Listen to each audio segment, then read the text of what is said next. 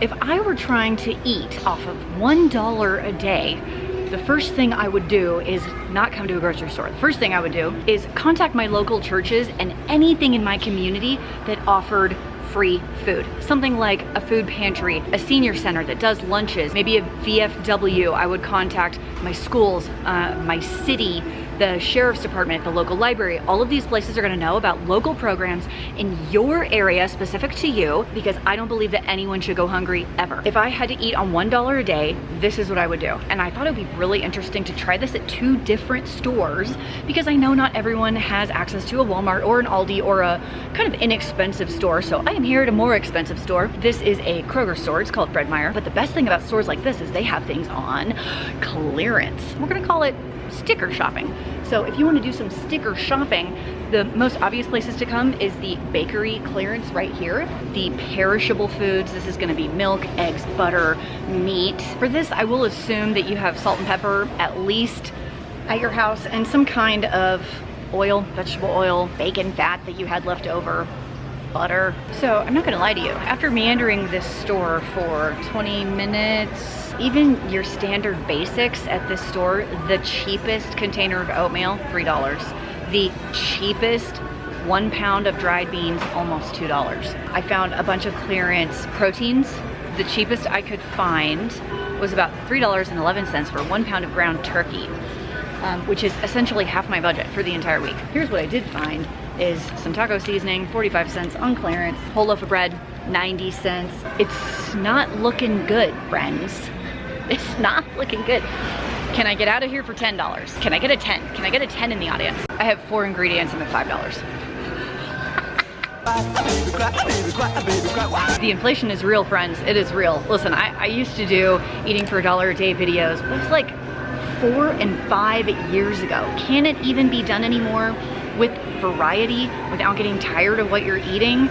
What in the wide, wide world of sports is going on? I go with the pinto beans. Dang it, and I just blew my whole budget. I have 5 ingredients. 5 ingredients, I'm over $7. Just because I can't help myself, I came to Dollar Tree to see how much cheaper I could get some of the products that I got at Kroger. Now, I get comments all the time about the waste of gas and time driving from store to store to store. In this case, the Dollar Tree is in the same parking lot as the Kroger. So, like, I walked here and it took me 1 minute. Okay, rice and beans section, just because I know that it's cheap here. 2 pounds of rice for $1.25. Brown or white rice. So this would have saved me 50 cents to buy the rice here, which doesn't seem like a lot, but if you're spending $10, 50 cents is, what's that, 5%?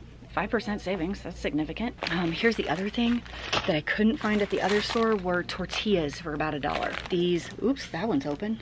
So these are down to a pound. They used to be 2 pounds, but it is $1.25 instead of $1.79. So between the rice and the beans together, I've saved $1, which on my $10 spend is 10%. That's 10% savings. Oh my gosh. Okay, that one's really, really open. Okay, oh no.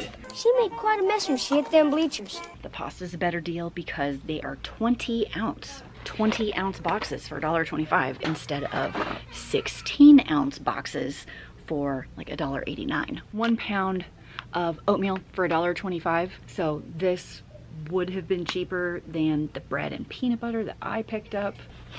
You could always just get Pop-Tarts. Here is my entire grocery haul from Kroger, not including the switch outs from Dollar Tree. This comes out to $1.65 per day for a week. If I had switched some things out for Dollar Tree, I would have saved probably $1.50, bringing my total to about $1.44 per day. So pennies when you think about it, day per day, but this is with no food pantry, no family crisis center, no box of food from a church, no nothing. So what the heck am I gonna make with this? I'm so glad you asked. Let's get cooking. I'm getting started cooking my beans. It's gonna take the longest to cook out of everything. So I took these pinto beans and rinsed them in the sink with some cold water. I just wanted to check to make sure there were no stones or anything. I didn't see anything, rinsed off the dirt. And I haven't soaked these overnight or anything, but I'm gonna throw them in my Instant Pot and put a significant amount of water in here. I'm doing like a whole a whole pitcher of water. So far, there's nothing in here yet. Oh, this one's floating. So that one's kind of gross looking. I'm gonna take that one out. And the secret to making really, really good beans in the Instant Pot is to season them. So my favorite thing to do are the little chicken bouillon cubes. I don't have any of those right now, but I do have this chicken powder and some seasoned salt, which I also don't have, but I do have this like all-purpose Julio seasoning. You could totally skip this step, but it will require you to use quite a bit more salt later. And let's do like a teaspoonish amount of like the seasoned salt. And remember, these beans, they have no flavor at all. So if you don't like beans, maybe they haven't been seasoned enough. A little bit of this, just to get it combined. And you can get Instant Pots for so cheap these days. They go on sale, new ones, all the time on Amazon or wherever. I've also seen them at thrift stores. I've seen them on Facebook Marketplace for as low as $30. So I'm gonna make sure that it is on seal. And on this side, I just have your very basic model. We're gonna hit the bean button right here and walk away. Breakfast for the week is our 1 loaf of bread with peanut butter. Honestly, I try to pick things that I would eat normally, and this is one of them. I love toast with peanut butter on top of it. And just for a little bit of fun, I thought we would add some apples. You could also do bananas. I personally am allergic to bananas, so I skip that. So you could have the apples on the side. You could slice them up and put them on top of the toast. Kind of doesn't matter, but how many slices can we have every day? So let's count here. There are 21 slices of bread here, which means we can have 3 pieces of toast every single morning. So let me put most of this back in the bag and let's cook up today's breakfast. I like this breakfast because it is something that I would definitely eat today. Do you guys like peanut butter as much as I do? Oh my gosh, sometimes I go a little bit without eating it and then I smell that jar and then I remember what heaven smells like. This is something I would eat absolutely today. It's definitely something I ate when I was in college a lot. I'm obsessed with peanut butter. I love bread. I probably forgot to mention the best part about this breakfast is that it is easy and fast. Delicious, easy, and fast. Can you get much better than that? Cheers. So I already have my beans going for my basically 1 pot dish that I'm gonna divvy out for the entire week. I'm gonna freeze half and pull it out later, and the other half I'll just divvy out into meal prep containers. So I'm starting in a pretty large skillet. I'm gonna start off with some cooking fat in here just to get it going. You can use literally anything. I have a bacon fat that I store in my fridge just from whenever you cook bacon. You just keep it, don't throw it away. For the love of all that's holy, don't throw it away. I don't know, a couple tablespoons. You could use oil, butter, shortening, whatever. It literally doesn't matter. And I have my jalapenos and my onion that I picked up. So that's gonna go in here and get started. And because this pan is so large, I will shove all of these over to the edge on half the pan. Oh my gosh, bacon fat smells amazing. And on the other half of the pan, I'm gonna put my meatballs that I picked up on clearance. So these are spicy Italian. We're gonna try and mask the Italian flavor with taco seasoning flavor instead, but I like the spice component. And these are pork meatballs. And just because they've been formed into this shape doesn't mean I have to keep them in this shape. I can get out my handy dandy meat masher, got mine at Dollar Tree, and just start squishing these up so they create ground pork, like spicy ground pork. So we'll cook all these together until everything is cooked through and the veggies are translucent. Truth time, using the hot and spicy taco seasoning mix with the spicy sausage plus the jalapenos really created, what am I gonna call it? A depth of flavor in spicy. Is very, very hot.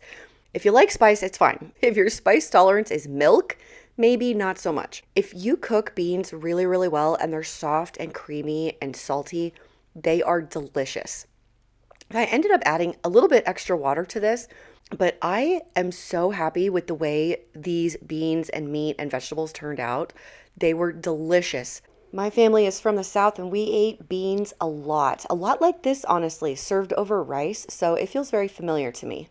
And cook up your rice your favorite method. I'm hoping this full 2 pounds fits here in my Instant Pot. It's my favorite way to make rice, but you could use a rice cooker, pot on the stove, bake it, whatever.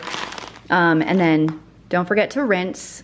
I'll see you when it's done. So one of the ways that you can put together this meal that is for lunches and dinners for the week is you can make the whole batch, kind of like I'm doing. I did end up adding a whole bunch more rice because I had a whole bunch more rice. And then you can freeze individual portions. That's what I did. I meal prepped these little containers and then froze half of them for half the week. That way, it's not just sitting in the fridge for 7 days. It's only sitting in the fridge for like 3 days, and then I can pull them out of the freezer as we go. Yes, it's not a lot of variety. Yes, the flavors might get a little bit old, but in an emergency situation, you can definitely have food to eat. Also, in an emergency situation, please reach out to your local communities. There are programs to help you out so nobody goes hungry. I don't think anyone should go hungry, and you can take very, very simple, basic foods, add a good amount of seasoning, and they can still taste good and feed you from a macronutrient standpoint for a while. There are a lot of countries in the world who live on beans and rice for most of their meals, and let me tell you what, their food is delicioso. If you want to see some of my other extreme budget videos on how to eat on very, very little, there's a variety of recipes that you can check out. I'll leave a playlist down below in the doobly-doo. And if you have a suggestion for a delicious, inexpensive meal, go ahead and share it with us in the comments so people looking for other ideas can find some inspiration from you. Thanks for hanging out with me today. I'll see you in the next video. Bye.